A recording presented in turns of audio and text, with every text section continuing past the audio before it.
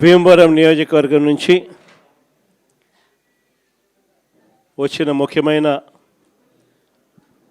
Party నాయకులకు కార్యకర్తలకు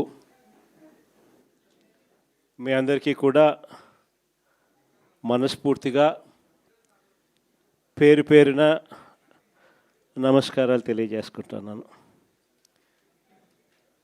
ఈరోజు మనమంతా కూడా దాదాపుగా 2 సంవత్సరాలు చంద్రబాబు నాయుడు గారు ప్రభుత్వం వచ్చి 2 సంవత్సరాలు అయిపోవస్తూ ఉంది. ఇక మరో 3 సంవత్సరాల్లో మాత్రమే మిగిలి ఉన్న పరిస్థితులు కనిపిస్తూ ఉన్నాయి. ఈ 2 సంవత్సరాలలో చంద్రబాబు నాయుడు గారి వల్ల ప్రజలకు కానీ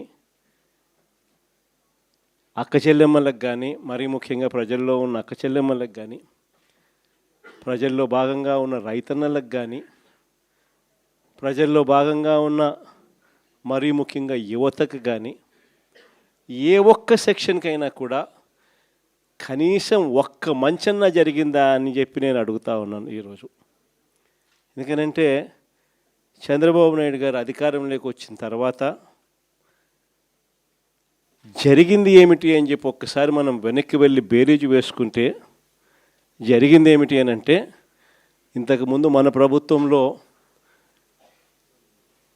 ఉన్న పథకాలన్నీ కూడా రద్దయిపోయిన పరిస్థితి ఈరోజు కనిపిస్తూ ఉంది. ఇంతకుముందు ఒక మాట అంటే ఒక మాట మీద నిలబడే నాయకత్వం ఉండేది. ఒక మేనిఫెస్టో అంటే ఒక మేనిఫెస్టోలో చెప్పింది అది ఒక భగవద్గీతగా భావించి, ఒక బైబిల్గా భావించి, ఒక ఖురాన్గా భావించి చెప్పిన ప్రతి మాట కూడా ప్రజలకు మనం మాటిచ్చాం, ఖచ్చితంగా చేయాల్సిన ధర్మం మన మీద ఉంది అని చెప్పి భావించే ఒక నాయకత్వం ఉండేది. ఒక మాట, ఒక పాలకుడు నోట్లో నుంచి ఒక మాట వస్తే ఆ మాట ఖచ్చితంగా నిలబెట్టుకోవాలని తాపత్రయం పాలనలో కనిపించేది.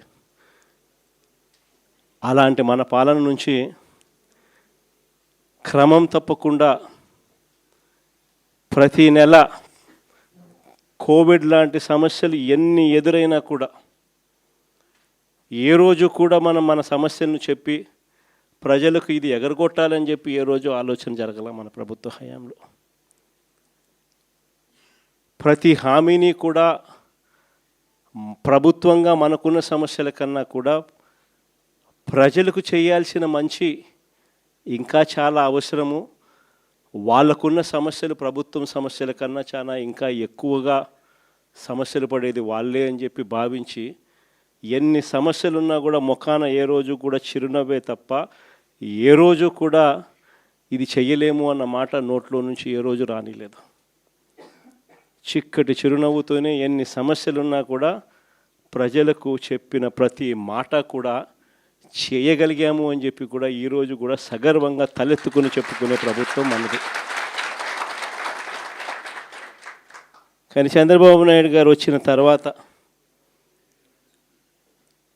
ఈ 2 ఏళ్లలో గమనించింది ఏమిటి అని అంటే, మన పథకాలన్నీ ఓవైపున రద్దు చేసేసినాడు, మరోవైపున ఆయన చెప్పిన సూపర్ 6లని సూపర్ 7లని ఏదైతే ప్రజలకు మభ్యపెడుతూ మోసం చేస్తూ చెప్పినాడో అవన్నీ కూడా ఈరోజు అబద్ధాలుగా తేలిపోయి ఉన్న పరిస్థితులు ఈరోజు మన కళ్ళ ఎదుటే కనిపిస్తూ ఉన్నాయి.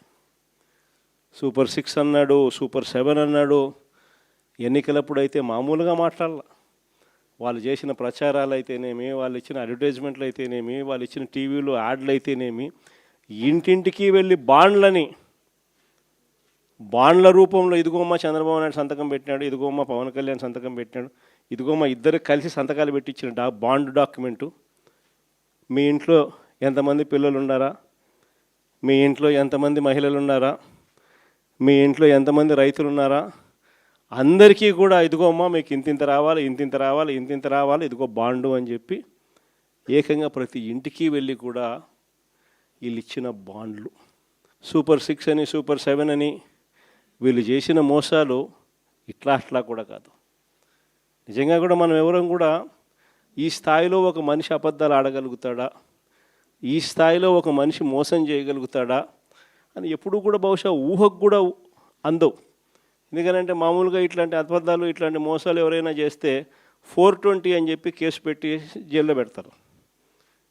కానీ ఒక్క చంద్రబాబు నాయుడు గారు ఆయన కూటమిలో మాత్రమే అలా కేసులు పెట్టించుకోకుండా బయట ఉండగలుగుతారు. మన కళ్ళ ఎదుటే కనిపిస్తూ ఉన్న వాస్తవమైన స్వరూపం ఈరోజు రాష్ట్రంలో ఇది. ప్రతి చోట విపరీతమైన కరప్షన్, విచ్చలవిడి కరప్షన్ జరుగుతూ ఉంది. ఏ స్థాయిలో కరప్షన్ జరుగుతూ ఉంది అని అంటే అసలు రాజ్యం ఉంది, అసలు ఎవరైనా పాలకులు ఉన్నారా అని మనకే అర్థం కాని పరిస్థితిలో అసలు ఎవరు పాలన సాగుతూ ఉంది. గవర్నమెంట్కి రావాల్సిన ఆదాయం గవర్నమెంట్కి రావడంలా, అందుకనే గవర్నమెంట్కి రావాల్సిన ఆదాయాలు తగ్గుతూ ఉన్నాయి. ఆదాయం అంతా ఎవరు జోబులు లేకపోతూ ఉంది అని అంటే పక్కన చంద్రబాబు నాయుడు దగ్గర నుంచి మొదలెడితే ఆయనకింత, నీకింత, నాకింత, నాకింత, నాకింత, నాకింత అని కింద వరకు దోచుకో, పంచుకో, తినుకో. ఇది ఈరోజు రాష్ట్రంలో జరుగుతూ ఉన్న పరిస్థితులు. నిజంగా ఈరోజు ఒకసారి గమనించమని అడుగుతూ ఉన్నాం. మనం ఇంతకుముందు ఎప్పుడు చూడలే, మొట్టమొదటిసారిగా చూస్తూ ఉన్నాం. మద్యంలో మొత్తం ప్రైవేట్ షాపులంతా వీళ్ళ మనుషులే మాఫియా. ప్రైవేట్ షాపులన్నీ వీళ్ళ మనుషులే లాటరీ పద్ధతిలో అంతా వీళ్ళ మనుషులకే ఇచ్చుకున్నారు. వీళ్ళ నుంచి మొదలు పెడితే ఆ తర్వాత గ్రామ స్థాయిలోకి బెల్ట్ షాపులు పూర్తిగా విస్తరించినారు. ఆక్షన్లు పాడి మరి ఏ కార్యకర్తకి ఇవ్వాల వాళ్ళు ఆ కార్యకర్తలు వాళ్ళు కొట్టుకోకూడదు కాబట్టి మళ్ళీ ఆక్షన్లు మాడి మరి బెల్ట్ షాపులు ఇస్తూ ఉన్నారు. మళ్ళీ గ్రామాలలో బెల్ట్ షాపులు నడిపేదానికోసం మళ్ళీ పోలీసుల దగ్గర నుండి నడిపించే కార్యక్రమం. మందు షాప్ పక్కనే పర్మిట్ రూమ్. ఎంఆర్పి రేటుకి ఎవడు అమ్మడు, బెల్ట్ షాపుల్లోకి చేరేసరికి ఎంఆర్పి ప్లస్ 10 రూపీసా ప్లస్ 20 రూపీసా ప్లస్ 20 రూపీస్ ప్లస్ 20 రూపీస్. పక్కన బెల్ట్ షాప్ పక్కన షాప్ పక్కనే పర్మిట్ రూములు. ఆడైతే ఏకంగా పెగ్గులే. అంతటితో కూడా సరిపోదు అన్నట్టుగా ఏకంగా ప్రతి 4-5 బాటిళ్ళకు ఒక కల్తీ బాటలు. గవర్నమెంట్కు మామూలుగా రావాల్సిన ఆదాయాలు రాకుండా ఎలా పక్కదావ పడతా ఉన్నాయో చూడండి. ఇసుకేమో మన హయాంలో సంవత్సరానికి 750 కోట్లు ఇసుకలో గవర్నమెంట్కి ఆదాయం వచ్చేది. 5 ఏళ్ళు కలిపి దాదాపుగా 3500 కోట్లు రాష్ట్ర ప్రభుత్వానికి ఆదాయం వచ్చేది ఇసుకలో. ఈరోజు ఇసుక అనేది ఫ్రీ అంటారు. ఎక్కడైనా ఇసుక ఫ్రీ జరుగుతుందా? పూర్తిగా దోచేసుకోవడమే. ఎక్కడ చూసిన మిషన్లు, ఎక్కడ చూసిన లారీలు, ఎక్కడ చూసిన టిప్పర్లు దోచేసుకుంటూ ఉన్నారు. ఇసుక చూస్తే రేటు చూస్తే మనకన్నా డబుల్ రేటుకి అమ్ముతూ ఉన్నారు. మన ప్రభుత్వ హయాంలో అమ్మిన దానికన్నా డబుల్ రేటుకి అమ్ముతూ ఉన్నారు.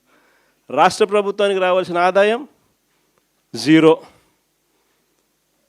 సిలికా, క్వాడ్సు, లాటరైటు, మీ ఇష్టం ఏ మినరల్ అయినా ఏదన్నా వేసుకో, అన్నిట్లోనూ లూటి. రాష్ట్ర ప్రభుత్వానికి సంబంధించిన ఆదాయాలు రాష్ట్ర ప్రభుత్వానికి రావు. మొన్న సంక్రాంతికి అయితే హైలైట్. నిజంగా అసలు ప్రభుత్వమా జంగల్ రాజ్యమా ఇదే అని చెప్పి అనిపించే విధంగా జరిగింది. నిజంగా జంగల్ రాజ్యం అనేది మామూలుగా ఇప్పుడు చూసిండం మనం. నిజంగా నాగరిక ప్రపంచంలో మనం ఉన్నామా అన్నది క్వశ్చన్ మార్క్ అనిపించే విధంగా సంక్రాంతి అనేది చేసినారు వీళ్ళు. ఎంత దారుణం అంటే అసలు ఆ వీడియోలు చూస్తూ ఉంటే, సోషల్ మీడియాలో వైరల్ అవుతా ఉన్న వీడియోలు చూస్తూ ఉంటే ఆశ్చర్యం కలిగిస్తూ ఉంది. మొబైల్ రికార్డింగ్ డ్యాన్సులు, మొబైల్ బండ్లలో కొత్తపేటలో రికార్డింగ్ డ్యాన్సులు, రోడ్డు మీద రికార్డింగ్ డ్యాన్సులు పెడతా ఉంటే మనుషులందరూ పరిగెత్తా ఉన్నారు. పాటలు చూస్తే తాగురా తాగి చిందేయరా అని. రికార్డింగ్ డ్యాన్సులు, దారుణమైన స్థాయిలో రికార్డింగ్ డ్యాన్సులు. మొబైల్ వ్యాన్లలో ఏకంగా లిక్కరు, మొబైల్ అసలు ఏ స్థాయిలో జరిపినారని అంటే ప్రతి నియోజకవర్గంలో ఆక్షను. ఇవన్నీ చేయడానికి ఆక్షను. మా పులివెందులలో కూడా 3 కోట్ల కంటెస్ట్ చేసిన ఎమ్మెల్యే 3 కోట్లకు అమ్ముకున్నాడు. వీళ్ళు ఎక్కడెక్కడి నుంచో వచ్చి అక్కడ సెటప్ చేస్తారు. 9 సెంటర్లలో 8 సెంటర్లలో పెట్టుకుంటారండి టికెట్లు దోచేయడము. ఆశ్చర్యం ఏంటంటే ప్రభుత్వం దగ్గర నుండి చేయిస్తుంది. ఎమ్మెల్యేలకింత, చంద్రబాబుకింత, లోకేష్కింత, అందరూ పంచుకోవడం, పోలీసులకింత. అసలు ఇటువంటి పరిపాలన, ఇటువంటి పరిస్థితి ఎప్పుడు కూడా చూడలే. ఏ స్థాయిలోకి వెళ్ళిపోయిందనంటే ఈ జంగల్ రాజ్యం అనేది నిజంగా అనుకుంటేనే ఆశ్చర్యం కలిగించే విషయం. ఓ డిఎస్పీ అనేవాడు మైక్ పట్టుకుంటాడు, యూనిఫామ్లో ఉన్నాడు, మైక్ పట్టుకున్నాడు, ఊపేయి కుదిపేయి అంటాడు. డిఎస్పీనా అసలు ఇది ఏం మనిషి వేయడని చెప్పి అర్థం కావడం అసలు. అంటే భీమవరం మీటింగ్లోనే అసలు ఇది నిజంగా సమాజంలో ఉన్నామా లేమా, అసలు ఏం జరుగుతూ ఉంది? జంగల్ రాజ్యం అంటే ఇది కాకపోతే ఇంక ఏ రాజ్యం ఇది అని చెప్పి ఆశ్చర్యం కలిగించే విషయాలు. నిజంగా ఈ బరితెగింపు అన్నది, ఈ విచ్చలవిడితనం అన్నది నిజంగా ఏ స్థాయికి వెళ్ళిపోయిందనంటే చంద్రబాబు నాయుడు గారి ఎమ్మెల్యేలు, చంద్రబాబు నాయుడు గారికి సంబంధించిన వాళ్ళంతా ఏ స్థాయిలోకి వెళ్ళిపోయినారంటే నిన్న 20 పేపర్లో చూసిన కోడూరు ఎమ్మెల్యే ఆరవ శ్రీధర్, అదే మనిషేనా అసలు ఇది ఎమ్మెల్యేనా అని అనిపిస్తుంది నాకు. అసలు ఈ ఆరవ శ్రీధర్ అనేవాడు ప్రభుత్వ ఉద్యోగి అయిన ఒక అమ్మాయిని భయపెట్టి, బెదిరించి, రేపు చేసి, హెరాస్ చేసి, స్వయంగా ఆ అమ్మాయి తనకు జరిగిన అన్యాయాన్ని కూడా ఏకంగా సాక్ష్యాలు, ఆధారాలతో సహా బయట పెట్టింది. ఆముదాల వలస ఎమ్మెల్యే ఇంకోడు కూన రవికుమార్. ఈయన గారి వేధింపులు భరించలేక గవర్నమెంట్ స్కూల్ ప్రిన్సిపల్ ఆత్మహత్యా యత్నం చేసుకుంటే ఇప్పటి వరకు చర్యలు లేవు. సతివీడు ఎమ్మెల్యే కోనేటి ఆదిమూలం ఒక మహిళను బలాత్కారం చేసిన చివరికి ఆ అధికారిని ఉపయోగించి ఆ కేసునే క్లోజ్ చేయించుకుంటారు. అసలు ఎంత దారుణంగా జరుగుతుందనంటే ఇంకొకడు మంత్రి సంధ్యారాణి పిఏ ఇంకొకడు తనను లైంగికంగా వేధిస్తున్నాడని మరొక ప్రభుత్వ ఉద్యోగి అయిన మహిళ ఫిర్యాదు చేస్తే అతన్ని వదిలేసి ఫిర్యాదు చేసిన ఆయమను జైల్లో పెడతారు. ఆయమ మీద కేసు. ఇంకోడు గుంటూరు ఈస్ట్ ఎమ్మెల్యే నజీర్ ఇంకోడు. ఈ మనిషి అశ్లీల వీడియోలు కూడా ఆయనతో మాట్లాడుతున్నాడు, ఈడు అశ్లీల వీడియోలు చూస్తూ ఉన్నాడు, ఈడు అశ్లీలంగా చేస్తూ.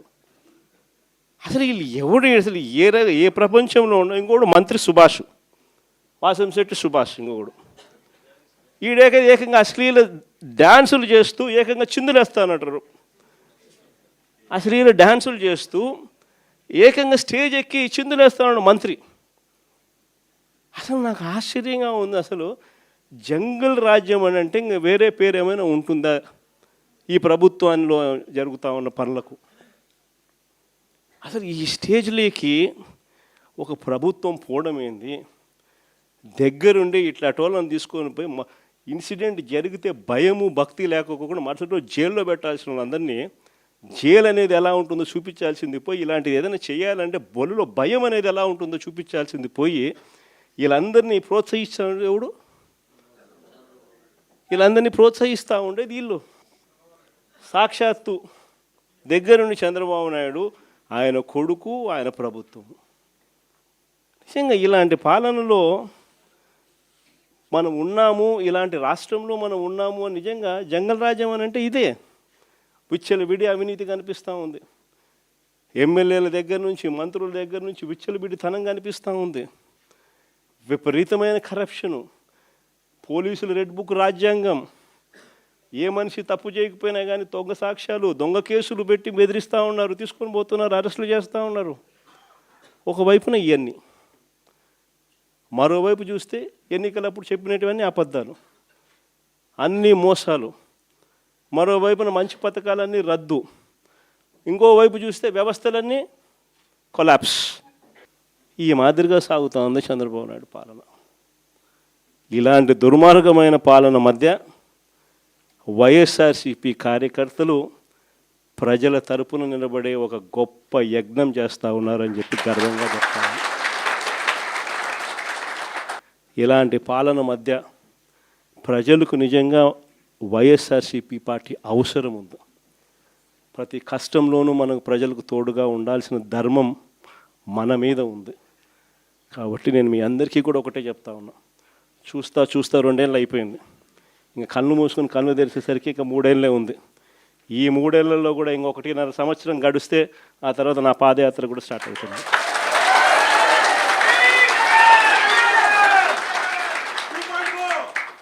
ఒకసారి నా పాదయాత్ర కూడా స్టార్ట్ అయిందంటే ఆ తర్వాత మరో 1.5 సంవత్సరం పూర్తిగా ఇంకా ప్రజల్లోనే దాదాపుగా 150 నియోజకవర్గాల పైచిలకే తిరుగుతాం, ప్రజల్లోనే ఉంటాం.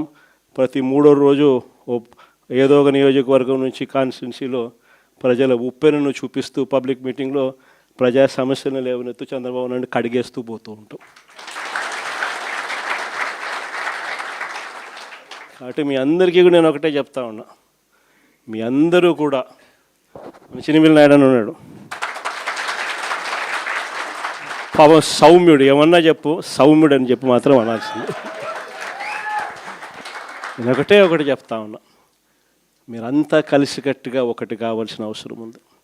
చంద్రబాబు నాయుడు గారు సాగిస్తూ ఉన్న ఈ పాలనను ప్రతి ఇంట్లోనూ చర్చనీయాంశంగా జరిగించాల్సిన అవసరం ఉంది.